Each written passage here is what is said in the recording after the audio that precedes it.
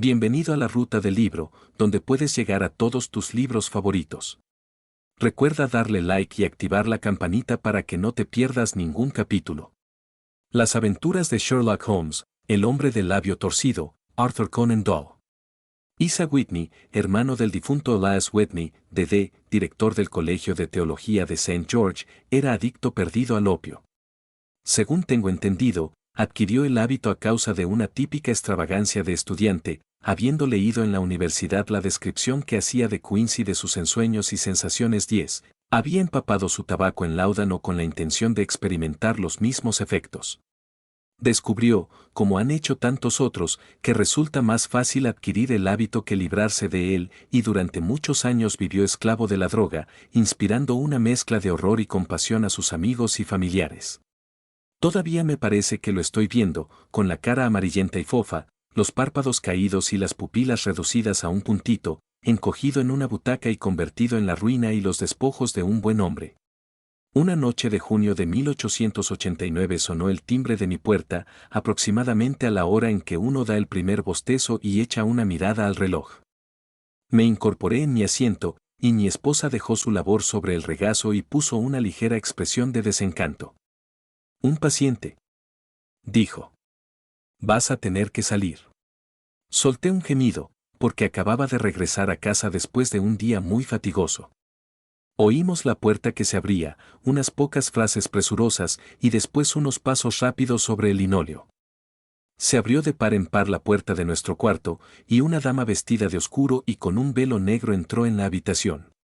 «Perdonen ustedes que venga tan tarde», empezó a decir, y en ese mismo momento, perdiendo de repente el dominio de sí misma, se abalanzó corriendo sobre mi esposa, le echó los brazos al cuello y rompió a llorar sobre su hombro. «Ay, tengo un problema tan grande», sollozó. «Necesito tanto que alguien me ayude». «Pero si es Kate Whitney», dijo mi esposa, alzándole el velo. «Qué susto me has dado, Kate. Cuando entraste no tenía ni idea de quién eras. No sabía qué hacer, así que me vine derecho a verte». Siempre pasaba lo mismo. La gente que tenía dificultades acudía a mi mujer como los pájaros a la luz de un faro. «Has sido muy amable viniendo. Ahora, tómate un poco de vino con agua, siéntate cómodamente y cuéntanoslo todo. ¿O prefieres que mande a James a la cama? Oh, no, no. Necesito también el consejo y la ayuda del doctor. Se trata de Isa. No ha venido a casa en 2 días. Estoy tan preocupada por él.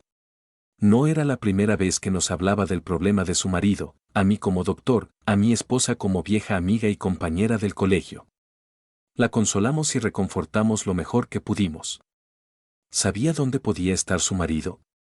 ¿Era posible que pudiéramos hacerle volver con ella? Por lo visto, sí que era posible. Sabía de muy buena fuente que últimamente, cuando le daba el ataque, solía acudir a un fumadero de opio situado en el extremo oriental de la sede. Hasta entonces, sus orgías no habían pasado de un día, y siempre había vuelto a casa, quebrantado y tembloroso, al caer la noche. Pero esta vez el maleficio llevaba durándole 48 horas, y sin duda allí seguía tumbado, entre la escoria de los muelles, aspirando el veneno o durmiendo bajo sus efectos. Su mujer estaba segura de que se le podía encontrar en El lingote de oro, en Upper Swanham Lane. ¿Pero qué podía hacer ella? ¿Cómo iba ella, una mujer joven y tímida, a meterse en semejante sitio y sacar a su marido de entre los rufianes que le rodeaban? Así estaban las cosas y, desde luego, no había más que un modo de resolverlas. ¿No podía yo acompañarla hasta allí? Sin embargo, pensándolo bien, ¿para qué había de venir ella? Yo era el consejero médico de A.S. Whitney y, como tal, tenía cierta influencia sobre él. Podía apañármelas mejor si iba solo. Le di mi palabra de que antes de 2 horas se lo enviaría a casa en un coche si de verdad se encontraba en la dirección que me había dado. Y así, al cabo de 10 minutos, había abandonado mi butaca y mi acogedor cuarto de estar y viajaba a toda velocidad en un coche de alquiler rumbo al este, con lo que entonces me parecía una extraña misión, aunque solo el futuro me iba a demostrar lo extraña que era en realidad. Sin embargo, no encontré grandes dificultades en la primera etapa de mi aventura. Upper Swanham Lane es una callejuela miserable, oculta detrás de los altos muelles que se extienden en la orilla norte del río, al este del puente de Londres. Entre una tienda de ropa usada y un establecimiento de Ginebra encontré el antro que iba buscando, al que se llegaba por una empinada escalera que descendía hasta un agujero negro como la boca de una caverna. Ordené al cochero que aguardara y bajé los escalones, desgastados en el centro por el paso incesante de pies de borrachos.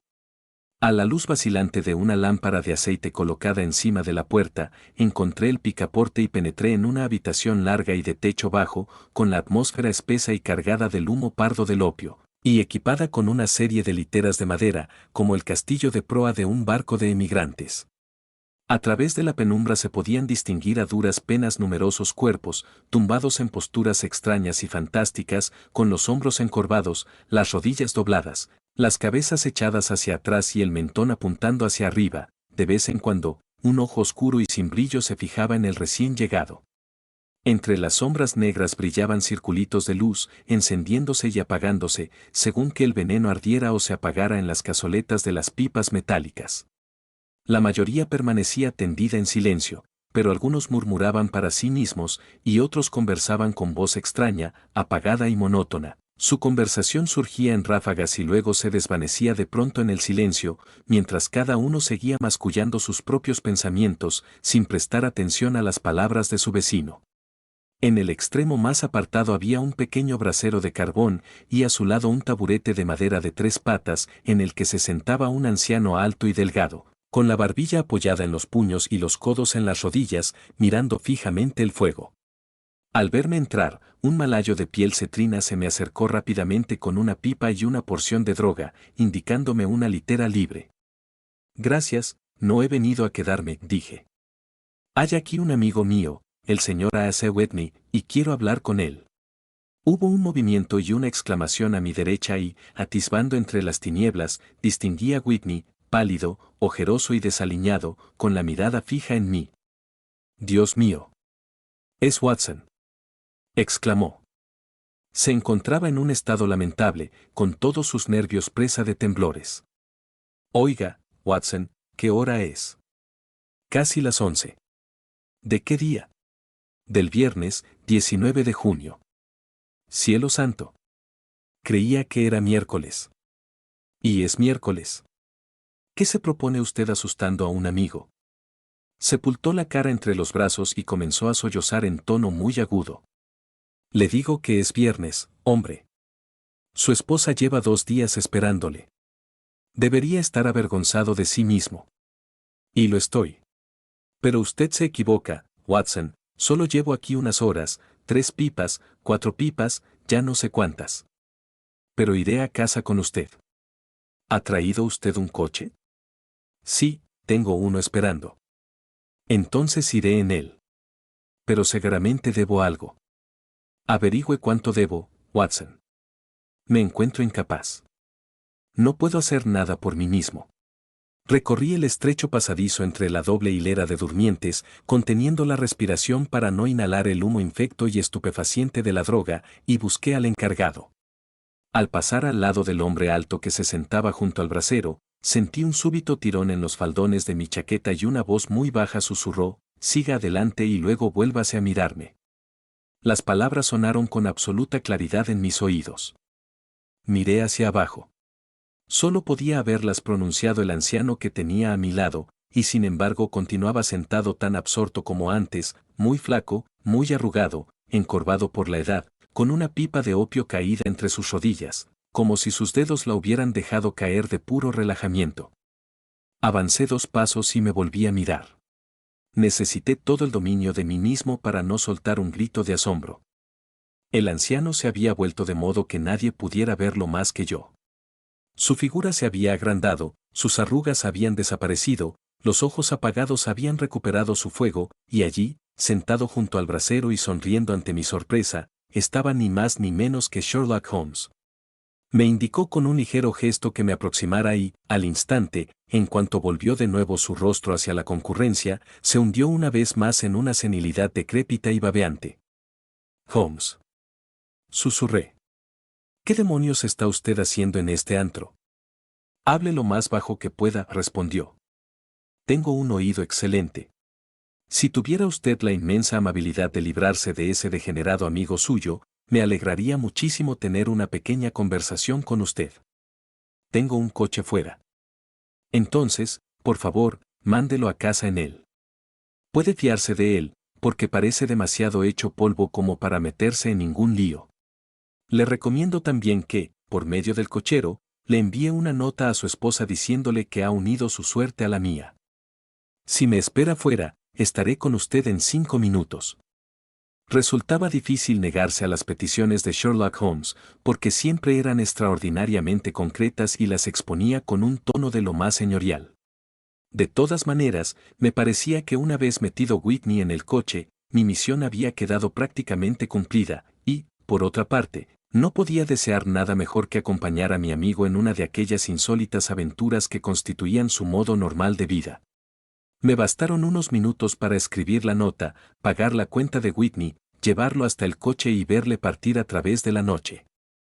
Muy poco después, una decrépita figura salía del fumadero de opio y yo caminaba calle abajo en compañía de Sherlock Holmes. Avanzó por un par de calles arrastrando los pies, con la espalda encorvada y el paso inseguro, y de pronto, tras echar una rápida mirada a su alrededor, enderezó el cuerpo y estalló en una alegre carcajada. Supongo, Watson, dijo, que está usted pensando que he añadido el fumar opio a las inyecciones de cocaína y demás pequeñas debilidades sobre las que usted ha tenido la bondad de emitir su opinión facultativa.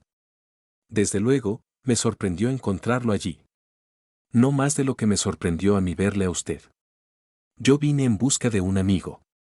Y yo, en busca de un enemigo. ¿Un enemigo? Sí, uno de mis enemigos naturales o, si se me permite decirlo, de mis presas naturales.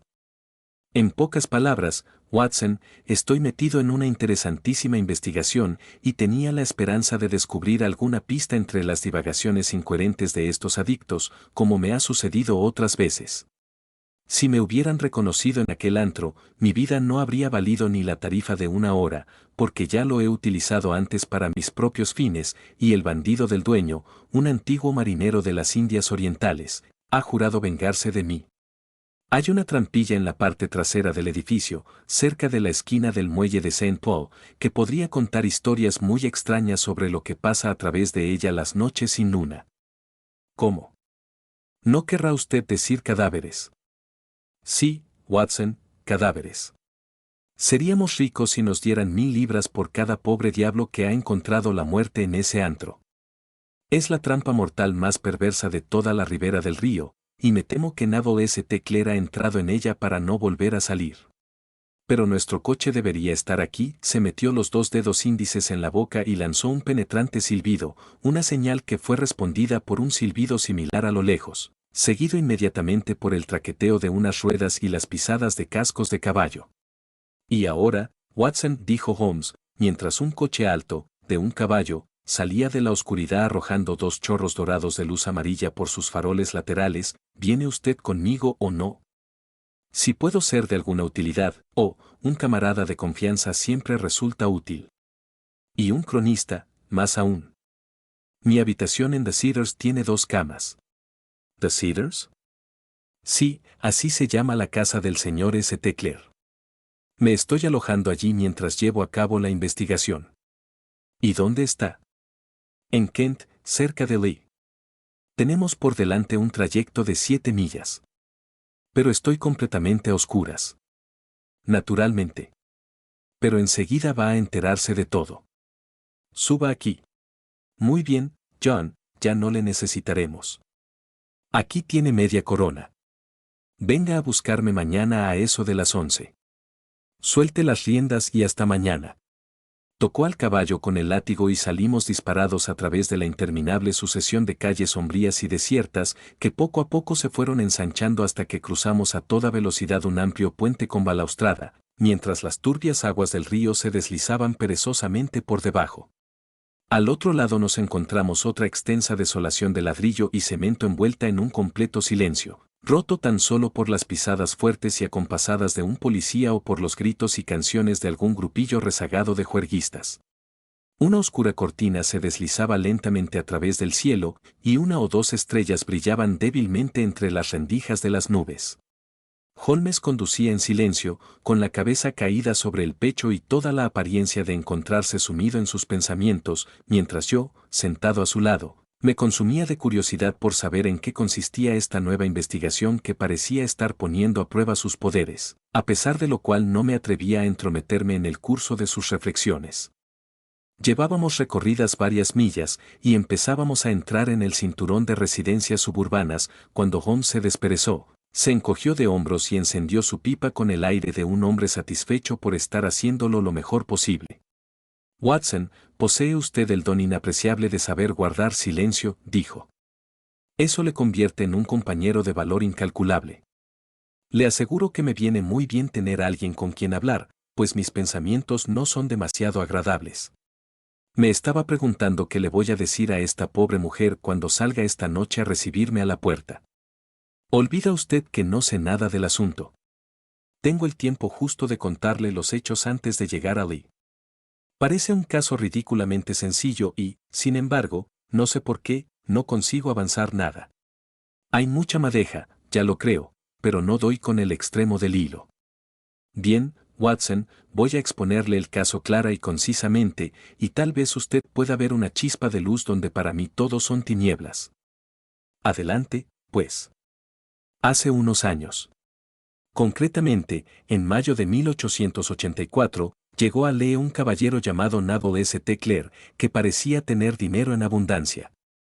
Adquirió una gran residencia, arregló los terrenos con muy buen gusto y, en general, vivía a lo grande. Poco a poco, fue haciendo amistades entre el vecindario, y en 1887 se casó con la hija de un cervecero de la zona, con la que tiene ya 2 hijos. No trabajaba en nada concreto, pero tenía intereses en varias empresas y venía todos los días a Londres por la mañana, regresando por la tarde en el tren de las 5:14 desde Cannon Street. El señor St. Clair tiene ahora 37 años de edad, es hombre de costumbres moderadas, buen esposo, padre cariñoso y apreciado por todos los que le conocen. Podríamos añadir que sus deudas actuales, hasta donde hemos podido averiguar, suman un total de 88 libras y 10 chelines y que su cuenta en el banco, el Capital and Counties Bank, arroja un saldo favorable de 220 libras.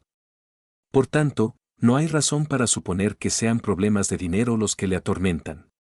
El lunes pasado, el señor Naval St. Clair vino a Londres bastante más temprano que de costumbre, comentando antes de salir que tenía que realizar 2 importantes gestiones, y que al volver le traería al niño pequeño un juego de construcciones. Ahora bien, por pura casualidad, su esposa recibió un telegrama ese mismo lunes, muy poco después de marcharse él, comunicándole que había llegado un paquetito muy valioso que ella estaba esperando, y que podía recogerlo en las oficinas de la compañía naviera Aberdeen. Pues bien, si conoce usted Londres, sabrá que las oficinas de esta compañía están en Fresno Street, que hace esquina con Upper Swanham Lane, donde me ha encontrado usted esta noche. La señora St. Clair almorzó, se fue a Londres, hizo algunas compras, pasó por la oficina de la compañía, recogió su paquete, y exactamente a las 4:35 iba caminando por Swanham Lane camino de la estación. ¿Me sigue hasta ahora? Está muy claro. Quizá recuerde usted que el lunes hizo muchísimo calor y la señora St. Clair iba andando despacio, mirando por todas partes con la esperanza de ver un coche de alquiler, porque no le gustaba el barrio en el que se encontraba. Mientras bajaba de esta manera por Swanham Lane, oyó de repente un grito o una exclamación y se quedó helada de espanto al ver a su marido mirándola desde la ventana de un segundo piso y, según le pareció a ella, llamándola con gestos. La ventana estaba abierta y pudo verle perfectamente la cara, que según ella parecía terriblemente agitada. Le hizo gestos frenéticos con las manos y después desapareció de la ventana tan repentinamente que a la mujer le pareció que alguna fuerza irresistible había tirado de él por detrás. Un detalle curioso que llamó su femenina atención fue que, aunque llevaba puesta una especie de chaqueta oscura, como la que vestía al salir de casa, no tenía cuello ni corbata. Convencida de que algo malo le sucedía, bajó corriendo los escalones, pues la casa no era otra que el fumadero de opio en el que usted me ha encontrado, y tras atravesar a toda velocidad la sala delantera, intentó subir por las escaleras que llevan al primer piso. pero al pie de las escaleras le salió al paso ese granuja de marinero del que le he hablado, que la obligó a retroceder y, con la ayuda de un danés que le sirve de asistente, la echó a la calle a empujones. Presa de los temores y dudas más enloquecedores, corrió calle abajo y, por una rara y afortunada casualidad, se encontró en Fresno Street con varios policías y un inspector que se dirigían a sus puestos de servicio.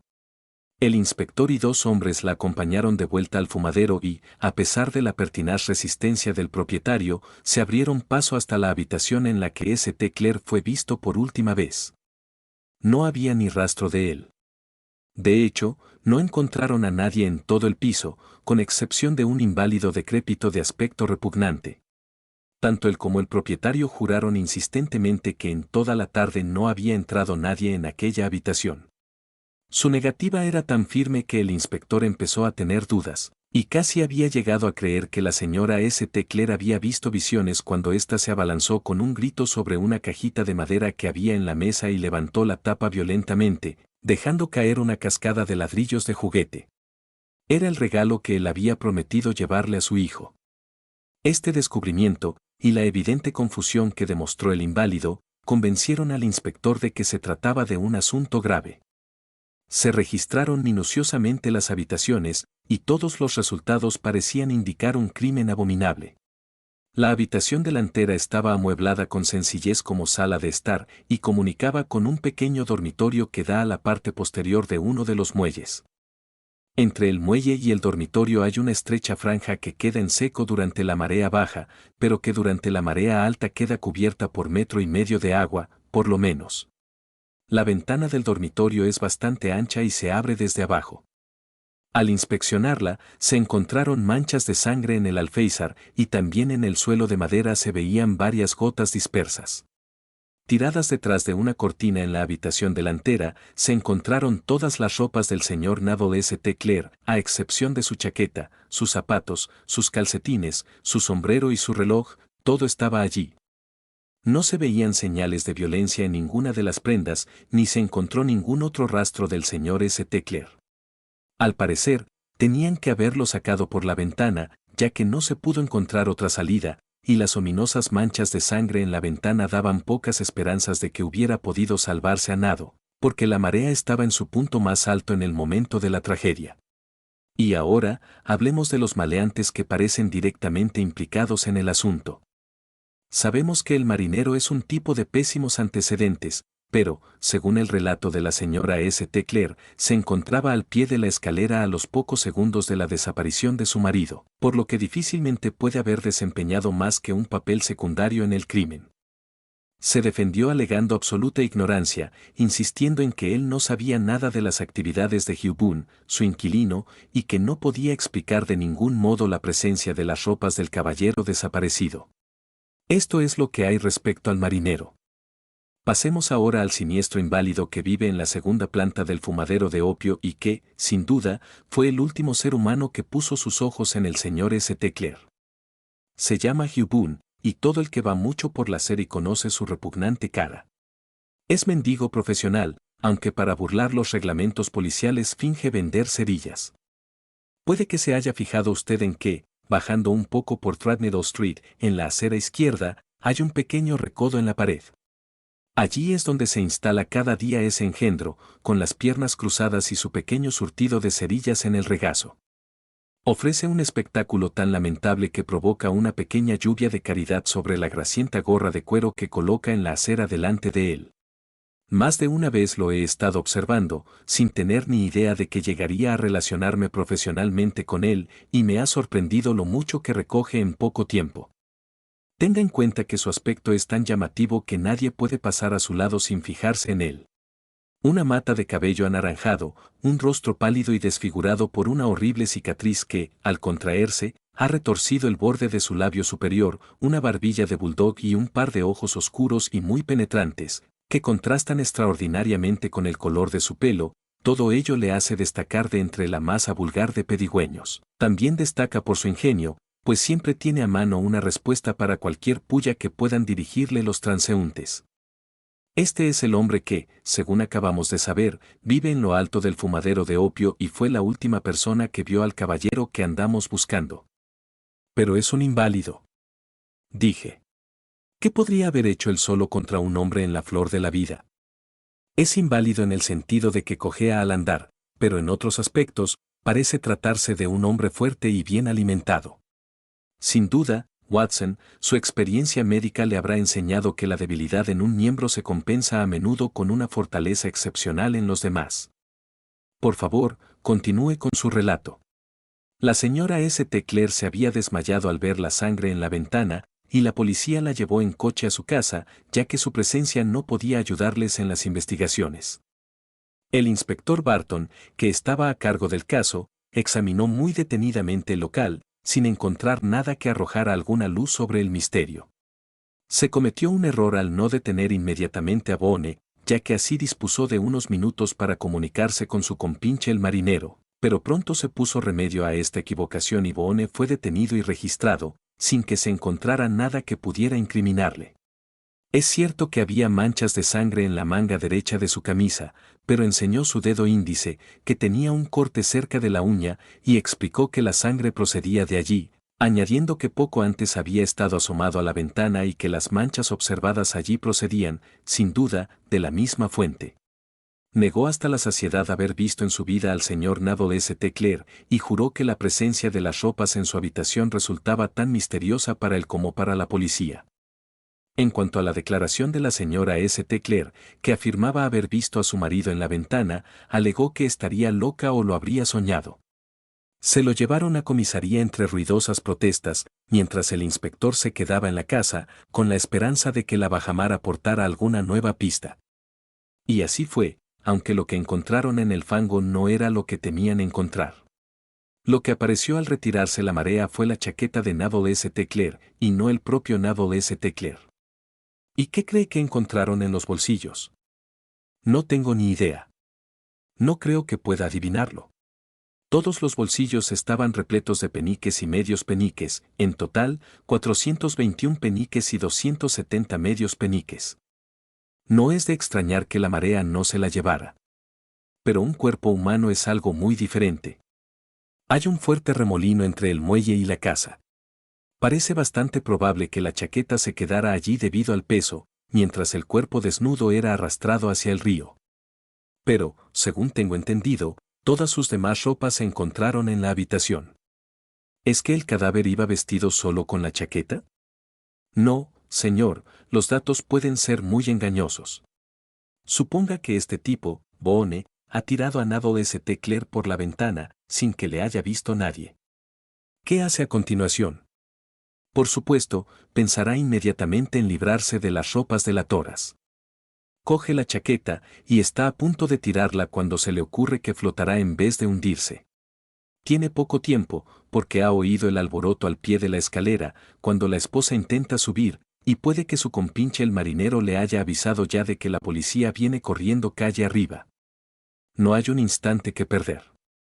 Corre hacia algún escondrijo secreto, donde ha ido acumulando los frutos de su mendicidad, y mete en los bolsillos de la chaqueta todas las monedas que puede, para asegurarse de que se hunda. La tira, y habría hecho lo mismo con las demás prendas de no haber oído pasos apresurados en la planta baja, de manera que solo le queda tiempo para cerrar la ventana antes de que la policía aparezca. Desde luego, parece factible. Bien, lo tomaremos como hipótesis de trabajo, a falta de otra mejor. Como ya le he dicho, detuvieron a Boone y lo llevaron a comisaría, pero no se le pudo encontrar ningún antecedente delictivo. Se sabía desde hacía muchos años que era mendigo profesional, pero parece que llevaba una vida bastante tranquila e inocente. Así están las cosas por el momento, y nos hallamos tan lejos como al principio de la solución de las cuestiones pendientes que hacía Naval St. Clair en el fumadero de opio, que le sucedió allí, donde está ahora y que tiene que ver Hugh Boone con su desaparición. Confieso que no recuerdo en toda mi experiencia un caso que pareciera tan sencillo a primera vista y que, sin embargo, presentara tantas dificultades. Mientras Sherlock Holmes iba exponiendo los detalles de esta singular serie de acontecimientos, rodábamos a toda velocidad por las afueras de la gran ciudad, hasta que dejamos atrás las últimas casas desperdigadas y seguimos avanzando con un seto rural a cada lado del camino. Pero cuando terminó, pasábamos entre dos pueblecitos de casas dispersas, en cuyas ventanas aún brillaban unas cuantas luces. Estamos a las afueras de Lee, dijo mi compañero. En esta breve carrera hemos pisado 3 condados ingleses, partiendo de Middlesex, pasando de refilón por Surrey y terminando en Kent. ¿Ve aquella luz entre los árboles? Es de Cedars, y detrás de la lámpara está sentada una mujer cuyos ansiosos oídos han captado ya, sin duda alguna, el ruido de los cascos de nuestro caballo. ¿Pero por qué no lleva usted el caso desde Baker Street? Porque hay mucho que investigar aquí. La señora St. Clair ha tenido la amabilidad de poner 2 habitaciones a mi disposición, y puede usted tener la seguridad de que dará la bienvenida a mi amigo y compañero. Me espanta tener que verla, Watson, sin traer noticias de su marido. En fin, aquí estamos. Caballo. Nos habíamos detenido frente a una gran mansión con terreno propio. Un mozo de cuadras había corrido a hacerse cargo del caballo y, tras descender del coche, seguía Holmes por un estrecho y ondulante sendero de grava que llevaba a la casa. Cuando ya estábamos cerca, se abrió la puerta y una mujer menuda y rubia apareció en el marco, vestida con una especie de museline de soye, con apliques de gasa rosa y esponjosa en el cuello y los puños. Permaneció inmóvil, con su silueta recortada contra la luz, una mano apoyada en la puerta, la otra a medio alzar en un gesto de ansiedad, el cuerpo ligeramente inclinado, adelantando la cabeza y la cara, con ojos impacientes y labios entreabiertos.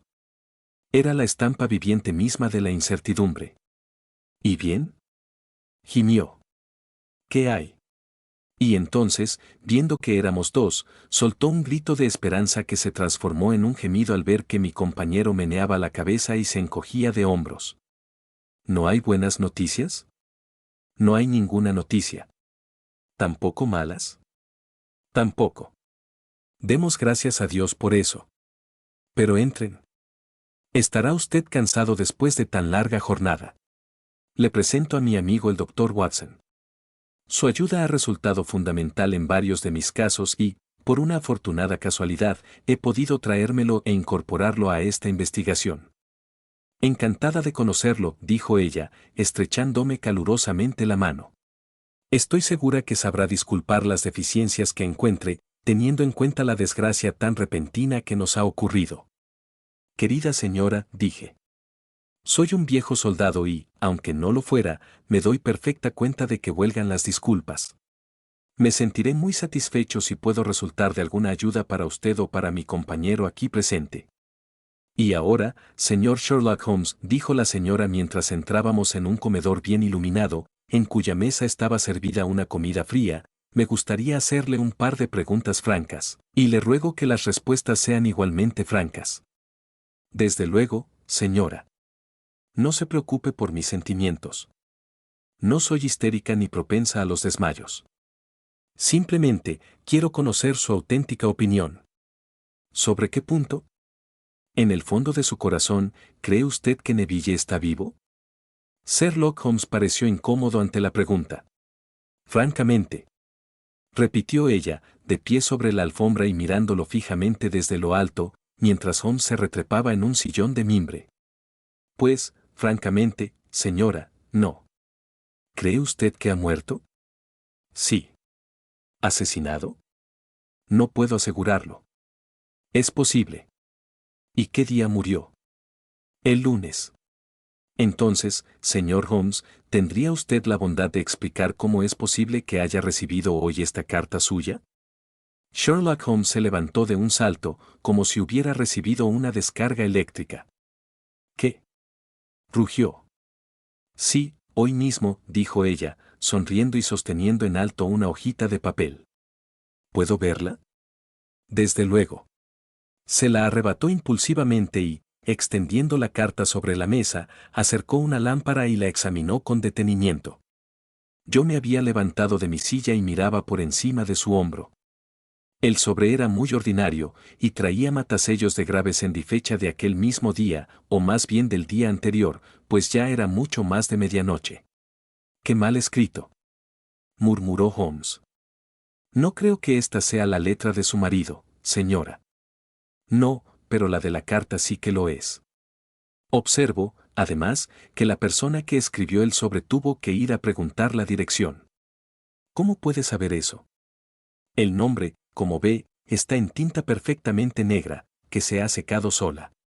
El resto es de un color grisáceo, que demuestra que se ha utilizado papel secante. Si lo hubieran escrito todo seguido y lo hubieran secado con secante, no habría ninguna letra tan negra. Esta persona ha escrito el nombre y luego ha hecho una pausa antes de escribir la dirección, lo cual solo puede significar que no le resultaba familiar. Por supuesto, se trata tan solo de un detalle trivial, pero no hay nada tan importante como los detalles triviales. Veamos ahora la carta. Ajá. Aquí dentro había algo más. Sí, había un anillo. El anillo con su sello. ¿Y está usted segura de que esta es la letra de su marido? Una de sus letras. ¿Una? Su letra de cuando escribe con prisas. Es muy diferente de su letra habitual, a pesar de lo cual la conozco bien. Querida, no te asustes. Todo saldrá bien. Se ha cometido un terrible error, que quizá tarde algún tiempo en rectificar. Ten paciencia, Neville. Escrito a lápiz en la guarda de un libro, formato octavo, sin marca de agua. Echado al correo hoy en Gravesend, por un hombre con el pulgar sucio. Ajá. Y la solapa la ha pegado, si no me equivoco, una persona que ha estado mascando tabaco. ¿Y usted no tiene ninguna duda de que se trata de la letra de su esposo, señora? Ninguna. Esto lo escribió Neville. Y lo han echado al correo hoy en Gravesend. Bien, señora St. Clair, las nubes se despejan, aunque no me atrevería a decir que ha pasado el peligro. Pero tiene que estar vivo, señor Holmes. A menos que se trate de una hábil falsificación para ponernos sobre una pista falsa. Al fin y al cabo, el anillo no demuestra nada. Se lo pueden haber quitado. No, no, es su letra, lo es, lo es, lo es. Muy bien. Sin embargo, puede haberse escrito el lunes y no haberse echado al correo hasta hoy. Eso es posible. De ser así, han podido ocurrir muchas cosas entre tanto. Ay, no me desanime usted, señor Holmes. Estoy segura de que se encuentra bien. Existe entre nosotros una comunicación tan intensa que si le hubiera pasado algo malo, yo lo sabría. El mismo día en que le vi por última vez, se cortó en el dormitorio, y yo, que estaba en el comedor, subí corriendo al instante, con la plena seguridad de que algo había ocurrido.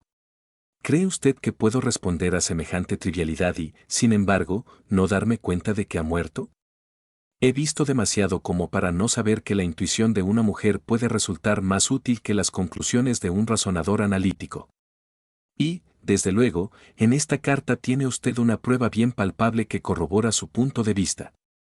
Pero si su marido está vivo y puede escribirle cartas, ¿por qué no se pone en contacto con usted? No tengo ni idea. Es incomprensible. ¿No comentó nada el lunes antes de marcharse? No. ¿Y a usted le sorprendió verlo en Swan and Lane?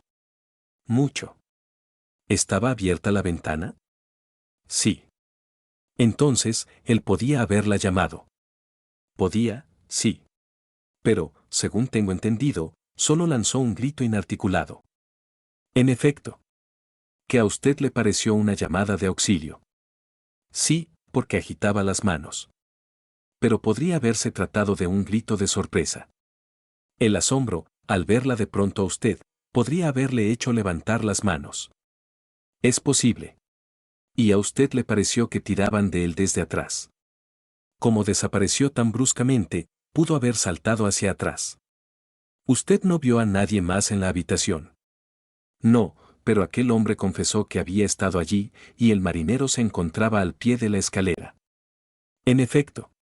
Su esposo, por lo que usted pudo ver, llevaba puestas sus ropas habituales. Pero sin cuello. Vi perfectamente su cuello desnudo. ¿Había mencionado alguna vez Swan and Lane? Nunca. ¿Alguna vez dio señales de haber tomado opio? Nunca. Gracias, señora St. Clair. Estos son los principales detalles que quería tener absolutamente claros. Ahora comeremos un poco y después nos retiraremos, pues mañana es posible que tengamos una jornada muy atareada.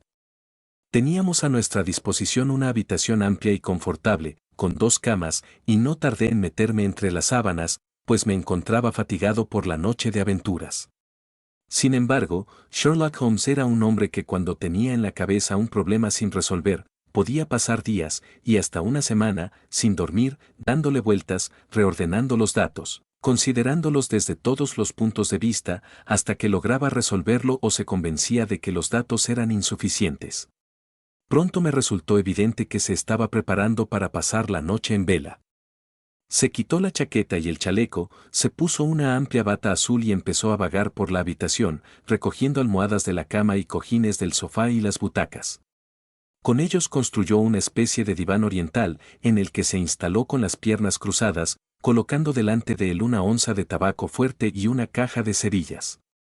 Pude verlo allí sentado a la luz mortecina de la lámpara, con una vieja pipa de brezo entre los labios, los ojos ausentes, fijos en un ángulo del techo, desprendiendo volutas de humo a su lado, callado, inmóvil, con la luz cayendo sobre sus marcadas y aguileñas facciones. Así se encontraba cuando me fui a dormir, y así continuaba cuando una súbita exclamación suya me despertó, y vi que la luz del sol ya entraba en el cuarto. La pipa seguía entre sus labios, el humo seguía elevándose en volutas, y una espesa niebla de tabaco llenaba la habitación, pero no quedaba nada del paquete de tabaco que yo había visto la noche anterior. ¿Está despierto, Watson?, preguntó. Sí. ¿Listo para una excursión matutina? Desde luego. Entonces, vístase. Aún no se ha levantado nadie, pero sé dónde duerme el mozo de cuadras, y pronto tendremos preparado el coche. Al hablar, se reía para sus adentros, le centelleaban los ojos y parecía un hombre diferente del sombrío pensador de la noche anterior. Mientras me vestía, eché un vistazo al reloj. No era de extrañar que nadie se hubiera levantado aún. Eran las 4:25. Apenas había terminado cuando Holmes regresó para anunciar que el mozo estaba enganchando el caballo. Quiero poner a prueba una pequeña hipótesis mía, dijo, mientras se ponía las botas. Creo, Watson, que tiene usted delante a uno de los más completos idiotas de toda Europa. Merezco que me lleven a patadas desde aquí a Charing Cross. Pero me parece que ya tengo la clave del asunto. ¿Y dónde está?, pregunté, sonriendo. En el cuarto de baño, respondió. No, no estoy bromeando, continuó, al ver mi gesto de incredulidad. Acabo de estar allí, la he cogido y la tengo dentro de esta maleta Gladstone. Venga, compañero, y veremos si encaja o no en la cerradura. Bajamos lo más rápidamente posible y salimos al sol de la mañana. El coche y el caballo ya estaban en la carretera, con el mozo de cuadras a medio vestir aguardando delante. Subimos al vehículo y salimos disparados por la carretera de Londres. Rodaban por ella algunos carros que llevaban verduras a la capital, pero las hileras de casas de los lados estaban tan silenciosas e inertes como una ciudad de ensueño. En ciertos aspectos, ha sido un caso muy curioso, dijo Holmes, azuzando al caballo para ponerlo al galope. Confieso que he estado más ciego que un topo, pero más vale aprender tarde que no aprender nunca. En la ciudad, los más madrugadores apenas empezaban a asomarse medio dormidos a la ventana cuando nosotros penetramos por las calles del lado de Surrey.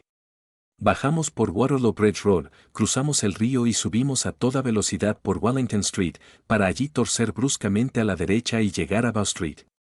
Sherlock Holmes era bien conocido por el cuerpo de policía, y los 2 agentes de la puerta le saludaron. Uno de ellos sujetó las riendas del caballo, mientras el otro nos hacía entrar. ¿Quién está de guardia?, preguntó Holmes. El inspector Bradstreet, señor. Ah, Bradstreet, ¿cómo está usted? Un hombre alto y corpulento había surgido por el corredor embaldosado, con una gorra de visera y chaqueta con alamares. Me gustaría hablar unas palabras con usted, Bradstreet. Desde luego, señor Holmes. Pase a mi despacho. Era un despachito pequeño, con un libro enorme encima de la mesa y un teléfono de pared. El inspector se sentó ante el escritorio. ¿Qué puedo hacer por usted, señor Holmes? Se trata de ese mendigo, el que está acusado de participar en la desaparición del señor Naval St. Clair, de Lee. Sí. Está detenido mientras prosiguen las investigaciones. Eso he oído. ¿Lo tienen aquí? En los calabozos. ¿Está tranquilo? No causa problemas. Pero cuidado que es granuja cochino. ¿Cochino? Sí, lo más que hemos conseguido es que se lave las manos, pero la cara la tiene tan negra como un fogonero. En fin, en cuanto se decida su caso tendrá que bañarse periódicamente en la cárcel, y si usted lo viera, creo que estaría de acuerdo conmigo en que lo necesita. Me gustaría muchísimo verlo. ¿De veras? Pues eso es fácil. Venga por aquí. Puede dejar la maleta. No, prefiero llevarla. Como quiera. Vengan por aquí, por favor. Nos guió por un pasillo, abrió una puerta con barrotes, bajó una escalera de caracol, y nos introdujo en una galería encalada con una hilera de puertas a cada lado. La tercera de la derecha es la suya, dijo el inspector. Aquí está. Abrió sin hacer ruido un ventanuco en la parte superior de la puerta y miró al interior. Está dormido, dijo. Podrán verle perfectamente. Los dos aplicamos nuestros ojos a la rejilla. El detenido estaba tumbado con el rostro vuelto hacia nosotros, sumido en un profundo sueño, respirando lenta y ruidosamente. Era un hombre de estatura mediana, vestido toscamente, como correspondía a su oficio, con una camisa de colores que asomaba por los rotos de su andrajosa chaqueta. Tal como el inspector había dicho, estaba sucísimo, pero la porquería que cubría su rostro no lograba ocultar su repulsiva fealdad. El ancho costurón de una vieja cicatriz le recorría la cara desde el ojo a la barbilla, y al contraerse había tirado del labio superior dejando al descubierto 3 dientes en una perpetua mueca. Unas greñas de cabello rojo muy vivo le caían sobre los ojos y la frente. Una preciosidad, ¿no les parece? Dijo el inspector. Desde luego, necesita un lavado, contestó Holmes.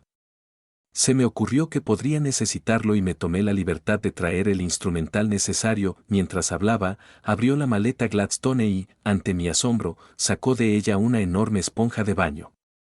Ja, ja. Es usted un tipo divertido, rió el inspector. Ahora, si tiene usted la inmensa bondad de abrir con mucho cuidado esta puerta, no tardaremos en hacerle adoptar un aspecto mucho más respetable. Caramba, ¿por qué no? Dijo el inspector. Es un descrédito para los calabozos de Bow Street, ¿no les parece?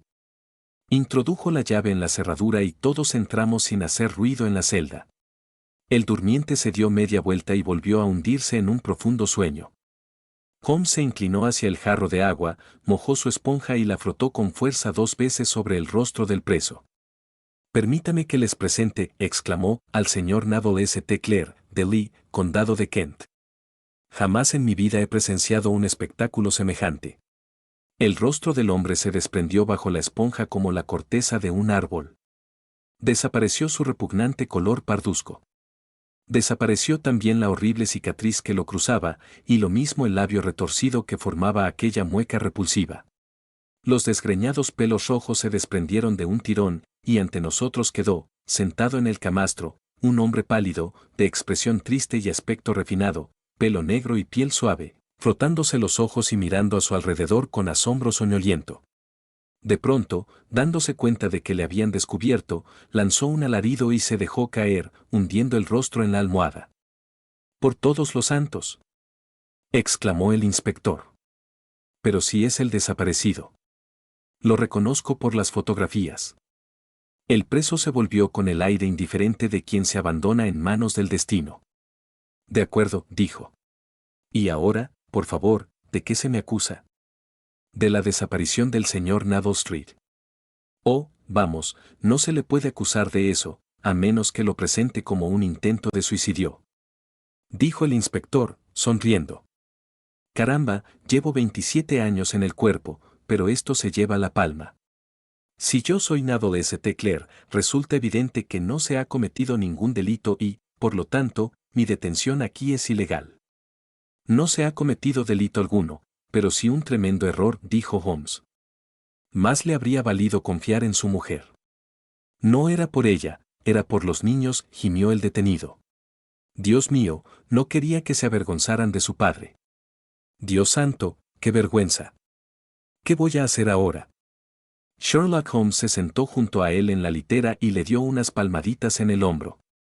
Si deja usted que los tribunales esclarezcan el caso, dijo, es evidente que no podrá evitar la publicidad.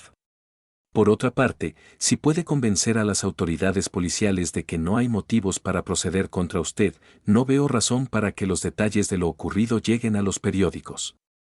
Estoy seguro de que el inspector Bradstreet tomará nota de todo lo que quiera usted declarar para ponerlo en conocimiento de las autoridades competentes. En tal caso, el asunto no tiene por qué llegar a los tribunales. Que Dios le bendiga, exclamó el preso con fervor. Habría soportado la cárcel, e incluso la ejecución, antes que permitir que mi miserable secreto cayera como un baldón sobre mis hijos. Son ustedes los primeros que escuchan mi historia. Mi padre era maestro de escuela en Chesterfield, donde recibí una excelente educación. De joven viajé por el mundo, trabajé en el teatro y por último me hice reportero en un periódico vespertino de Londres. Un día, el director quería que se hiciera una serie de artículos sobre la mendicidad en la capital, y yo me ofrecí voluntario para hacerlo. Este fue el punto de partida de mis aventuras. La única manera de obtener datos para mis artículos era practicando como mendigo aficionado. Naturalmente, cuando trabajé como actor había aprendido todos los trucos del maquillaje y tenía fama en los camerinos por mi habilidad en la materia. Así que decidí sacar partido de mis conocimientos. Me pinté la cara y, para ofrecer un aspecto lo más penoso posible, me hice una buena cicatriz y me retorcí un lado del labio con ayuda de una tira de esparadrapo color carne.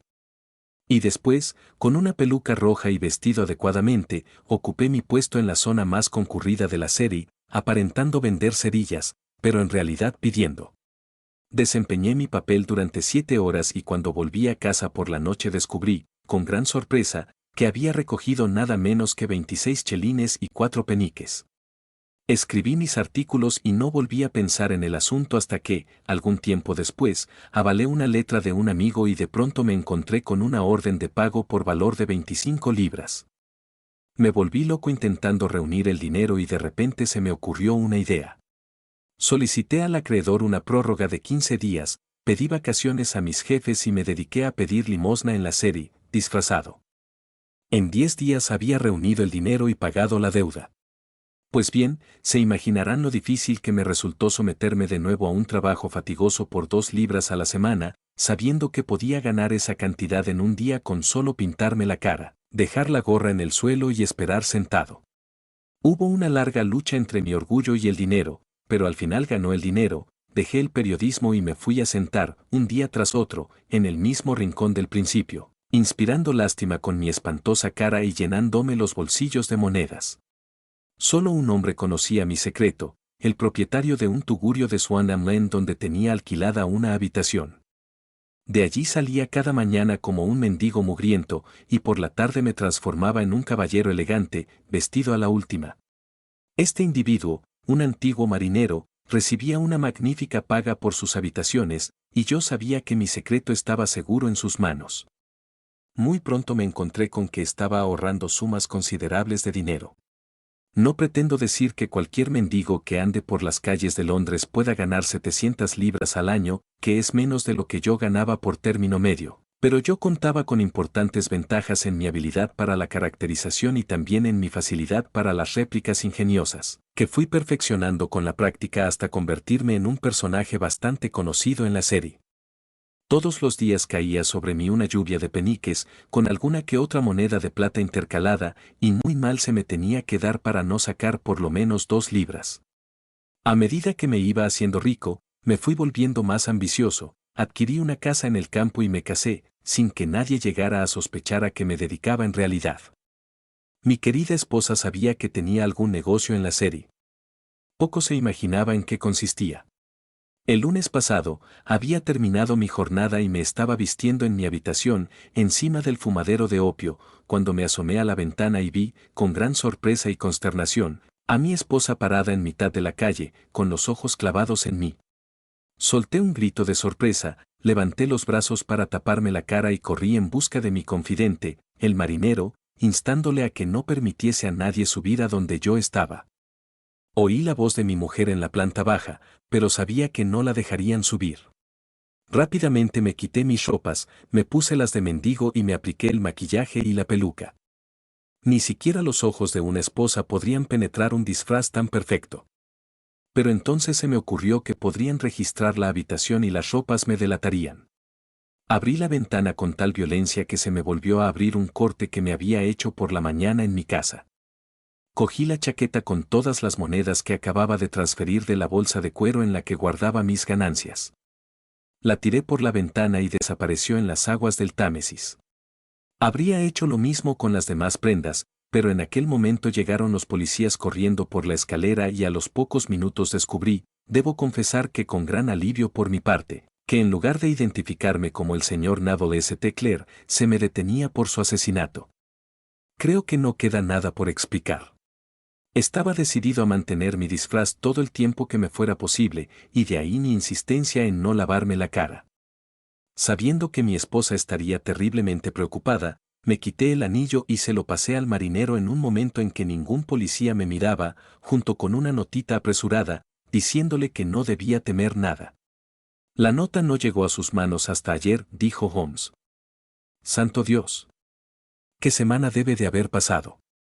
La policía ha estado vigilando a ese marinero, dijo el inspector Bradstreet, y no me extraña que le haya resultado difícil echar la carta sin que le vieran. Probablemente se la entregaría a algún marinero cliente de su casa, que no se acordó del encargo en varios días. Así debió de ser, no me cabe duda, dijo Holmes, asintiendo. ¿Pero nunca le han detenido por pedir limosna? Muchas veces, ¿pero qué significaba para mí una multa? Sin embargo, esto tiene que terminar aquí, dijo Bradstreet. Si quiere que la policía eche tierra al asunto, Hugh Boone debe dejar de existir. Lo he jurado con el más solemne de los juramentos que puede hacer un hombre. En tal caso, creo que es probable que el asunto no siga adelante. Pero si volvemos a toparnos con usted, todo saldrá a relucir. Verdaderamente, señor Holmes, estamos en deuda con usted por haber esclarecido el caso. Me gustaría saber cómo obtiene esos resultados. Este lo obtuve, dijo mi amigo, sentándome sobre 5 almohadas y consumiendo una onza de tabaco. Creo, Watson, que, si nos ponemos en marcha hacia Baker Street, llegaremos a tiempo para el desayuno.